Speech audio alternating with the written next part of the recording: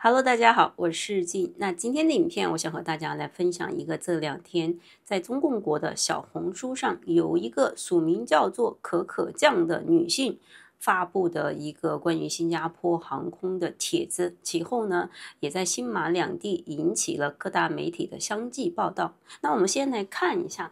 它这个引发热议的帖子的原文到底是怎么说的啊？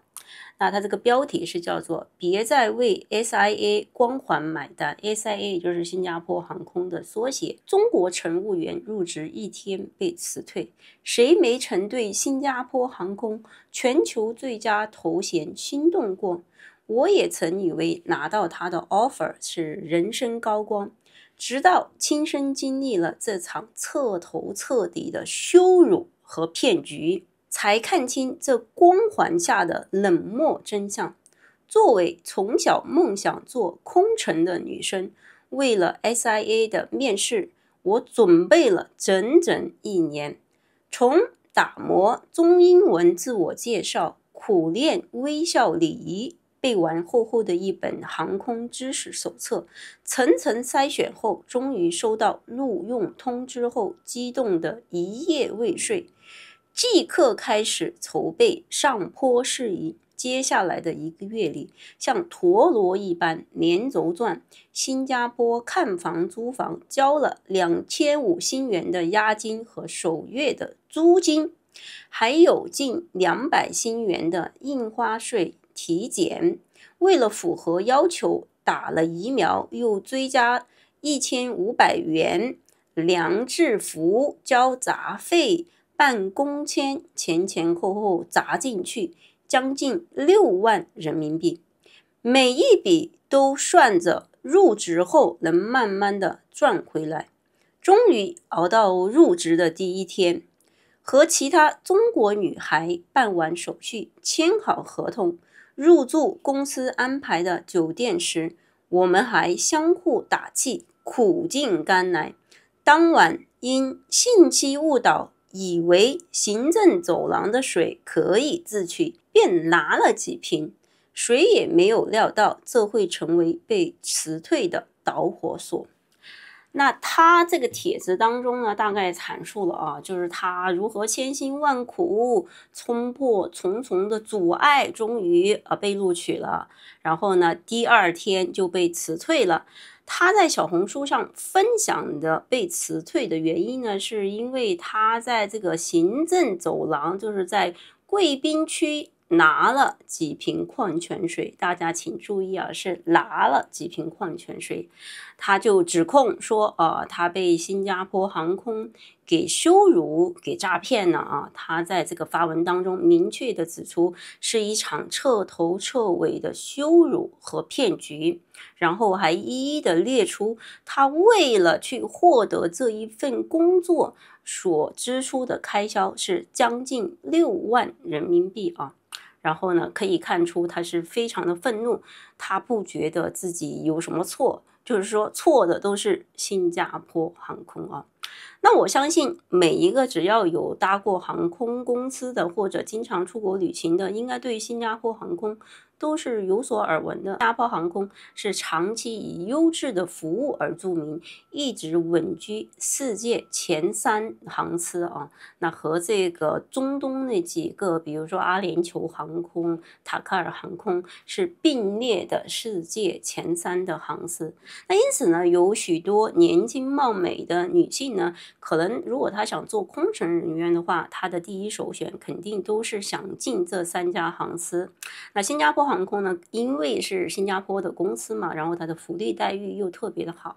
那我相信肯定是有很多中国的女孩就削尖了脑袋都想入职到新加坡航空的。那作为一个如此高水准的航司呢，它对它的空乘人员的这个要求肯定也是非常之高的。那这些空乘人员都是冲着这个新加坡航司的好的名气和非常好的待遇而去的那我相信如果你是我频道的老观众，应该还记得我在去年和今年都和大家分享过，新加坡航空呢是一个非常慷慨的公司，它只要有赚到钱，它都会非常慷慨的把这些盈利分享给全体员工。譬如说去年新加坡航空就是每一个空乘人员每一个员工都有收到高达8个月的这个公司分红，就是8个月的额外的薪资真是非常的好的一个福利那根据这个小红书上的这一名中国女性的阐述呢，她说她为了入职这个新加坡航空，整整准备了1年，有苦练英语，背了一本厚厚的航空知识手册然后又到新加坡来租房，然后做各种体检，然后打疫苗，诸如此类的然后就列举了一大堆出来，说他花了6万多人民币，就是1万多新元，作为一个值钱的准备工作那他这通篇的发帖的言下之意呢，就是把他这个之前所有的开销都加到了这个新加坡航空的头上去了，他就觉得我是为了去入职你们这个新加坡航空才花了这么多钱。那言下之意就是说你看我还没有上班，我还没有赚到钱，我就为你这个公司花了6万多人民币了，现在你居然敢在我工作1天之后就无预告的无预警的将我辞退了。他说的是他被辞退是没有任何的预警，就是他头天在酒店拿了几瓶 VIP 式的这个矿泉水，然后第2天就被辞退了他就是说他言下之意呢是有很多的怨气就是很多的不满，他甚至把这一场求职的经历呢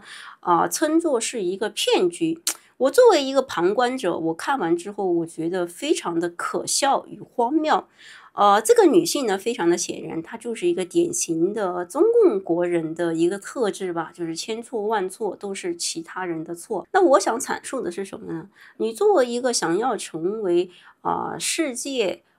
前3名航司的这个空乘人员的一个女性，你不管要去面试任何的航空公司，你以上所谓的这些付出都是你必须要做的准备工作，这个你根本就没有资格也没有理由强加到新加坡航空公司的头上，也更没有任何理由在网络上去公开的讨伐和故意的抹黑新加坡航空公司。为什么这么说呢？即使说你不是面试新加坡航空，你是面试你们中共国的任何的航空公司，你也要做这些值钱的准备这是你的分内工作。你要去求这个职，你就要这样准备。如果说你觉得你花了1年时间去准备，然后你觉得打磨英文是一件很痛苦的事情，你觉得你付出了特别多的努力，那只能说明一个道理，那就是你的水准，你的这个综合水平和这个入职要求相差甚远，所以说你才需要准备1年，你才觉得这个入职要求是特别的高，特别的艰难那只能说明你个人水平呢还不太符合要求那你通过你自己的努力你达到要求之后，你成功入职了他在帖子当中轻描淡写的写道他只是在行政走廊上拿了几瓶矿泉水，他觉得他是因为他拿了几瓶矿泉水，然后被这个酒店通知了新加坡航司，因为这个原因把他开除了。那我们作为一个局外者，我们不知道他整个事件，他被辞退的这个事件当中，到底还有具体的什么事情，我们都不得而知的。我们只是在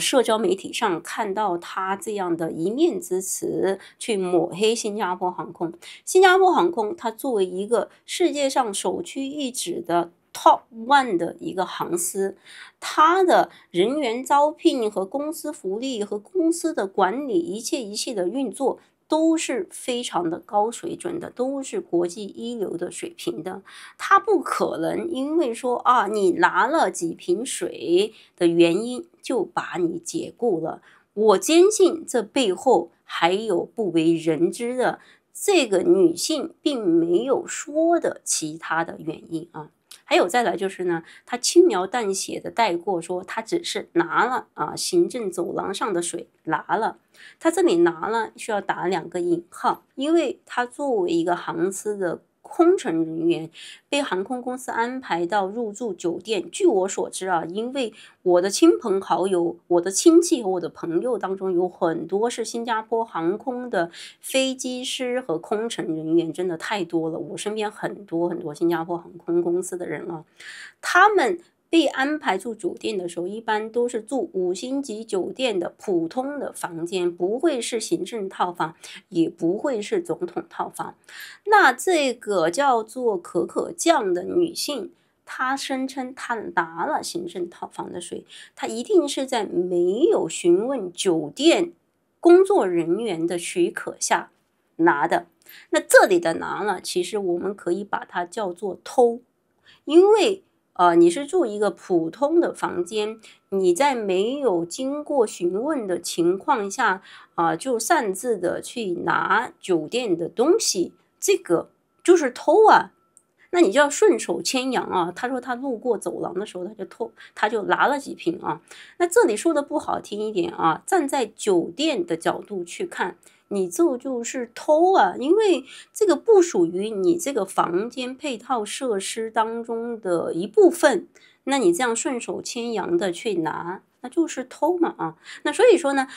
他这里就淡化了他偷这个行政套房的水的这个事实的一个严重性，他就把它说拿了那我相信呢，酒店可能通过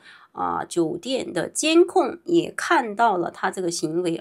还有另一方面就是呢，可能在他眼里，他这个拿这个动作并不是什么很严重、什么很重要的一个事情，但是对新加坡航空公司来说，这个是会影响一个公司的声誉的一个名誉的，因为你作为新加坡航空公司的空乘人员入住了这个酒店，你所代表的就是新加坡航空公司你在这个酒店你做的一举一动一切的言行举止都代表你的公司的，就好像你拿着中国护照出国去，你做一系列的小粉红的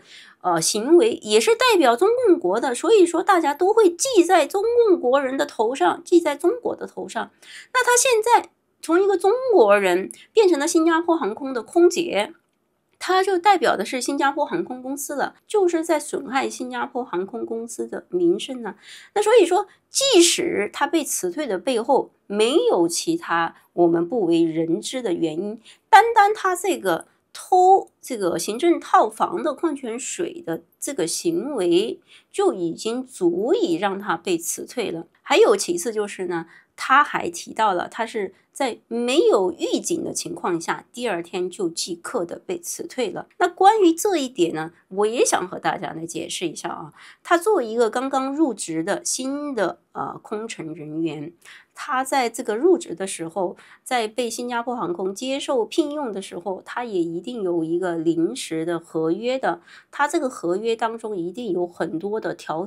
款，以新加坡人和新加坡的企业的做事的风格，肯定都是白纸黑字写在他这个临时的合约当中的，那他这里也完全没有提起。还有其二就是呢，他作为一个刚刚被聘用的，一般新加坡航空对这些空乘人员的试用期是6个月6个月，那说明他还没有过试用期还没有签正式的合同，还没有成为一个正式的员工。他在这6个月期间，如果他有做任何违反这个临时的条约的行为，或者是评估人员在2次评估的时候觉得你不适合这个职位，这个公司都是有绝对的权利去解除这个临时聘用的关系的，因为他还不是一个正式的员工，所以说在法律上，在这个合约上是没有提前1个月或者2个月去通知他的义务的，因为你还没有正式入职呢，你现在只是在一个试用期，还在考核期啊。那所以说综上所述啊，这一切的因素都是他自己作死的，都是他自己的原因导致被解雇的。那其实呢，他被解雇之后，他可以就是安安静静的，然后反思一下，我这一次被解雇、求职失败的原因到底在哪里，然后再重新整顿一下，再一次的去求职，或者你可以试一下其他的行司啊。可是呢，这一名中国女性是极其愚蠢的，这就是大部分的中共国人的一个共同的劣根性啊，就是任何的事情他只会去指责人家、抹黑人家啊。就是他发这个小红书的帖啊，其实从某种程度上，新加坡航空是可以对他进行提告的，可以告他诽谤、损害新加坡航司的名声的，就是故意抹黑。因为他在这个帖子当中说了这个求职经历从头到尾就是一场羞辱和骗局，他觉得他被新加坡航空给骗了啊。那新加坡航空呢，如果有任何的新加坡航空的工作人员看到我这个影片呢，你们可以去看一下他的原发帖，可以和你们的这个法律部的同事谈一谈，看看能不能去起诉他啊，因为他这是公开的诽谤和损害新加坡航空的名声啊。那我为什么说这名中国女子极其愚蠢呢？因为她这样大张旗鼓的在这个社交媒体上去发这种一面之词，去讨伐新加坡，去抹黑新加坡航空啊，其实呢是在自断前路。因为大家想一想啊，就是任何的航司它都是有差不多的规章制度和入职要求。那这名女性呢，她自己在做错事情的情况下被解雇了，她还跑到社交媒体上，试图去通过舆论的力量去讨伐新加坡航空啊。她这个行为就会让以后没有任何的航空公司会敢再要聘请她了。他就把自己以后的这个航空梦就彻底的阻断了。因为一个这样的人，你自己错在先，你违反了条款，然后还跑出来义正言辞的扮成一个受害者的姿态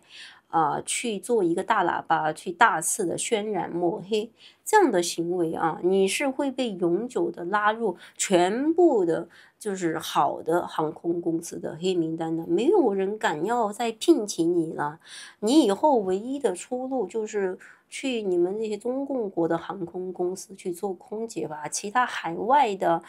国际水准的航空公司，我向你保证，没有任何航空公司会再要聘请你了。那看完他这篇故意抹黑的发帖之后呢，我就不禁的感叹，我们以往的影片当中总是在讨论说中国大妈、中国大爷如何的恶劣，然后呢如何的荒诞。但是呢，事实是现在就是这些中共国的年轻人90后、00后，其实也就差不多，也是一个尿性，就是他们都是一脉相传的。即使说你看这个发帖的这个女性，她能入职到新加坡航空公司，一定是有一个非常好的大学文凭的，也是非常年轻的，应该是20多岁的年纪。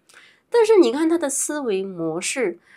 他对这件事情的整个的叙事方式，就是如果你是一个明事理的有逻辑的人，你都会知道这个人他就是一个典型的中共国人，就是任何的事情都是怪人家的，从来不懂得自我反思的我觉得呢，